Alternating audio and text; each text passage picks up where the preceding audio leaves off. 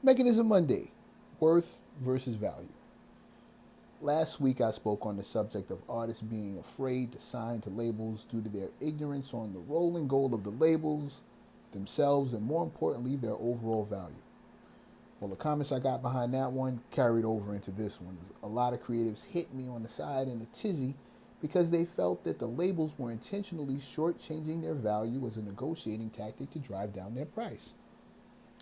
And while that's definitely a way to play, once I looked into it, more often than not, the creatives were doing what I'd call confusing their worth with their value.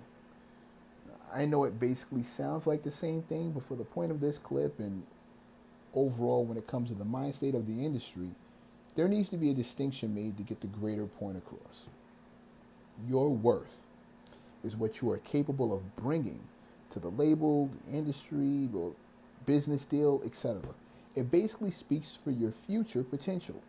Now, your value, picture that as what you have in the bank or in your pocket right this very second.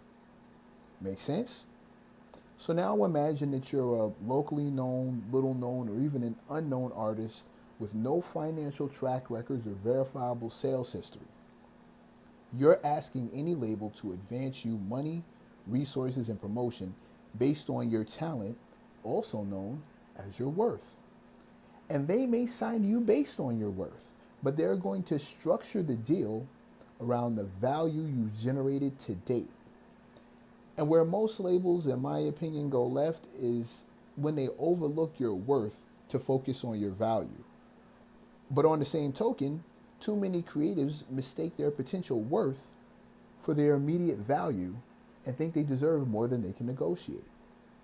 Bottom line, you need to understand going in that there is a difference between what you can do and what you've done. If a label is bringing you on board based on your worth, it's because they see the potential and have a plan to help everyone capitalize, themselves included. But if they're bringing you on for your value, it's because they see what you've already done without them. But they still want to capitalize and enhance what you're bringing in for their benefit. Both come through with very different rules and levels of negotiation. At the end of the day, your worth is what you believe. Your value is what you can prove. You go to the bank for a loan based on what you're worth, but they're going to approve the loan based on what your value is. And you can be worth a fortune with the value of a flop. Just make sure you're not, though, because the language is not the same.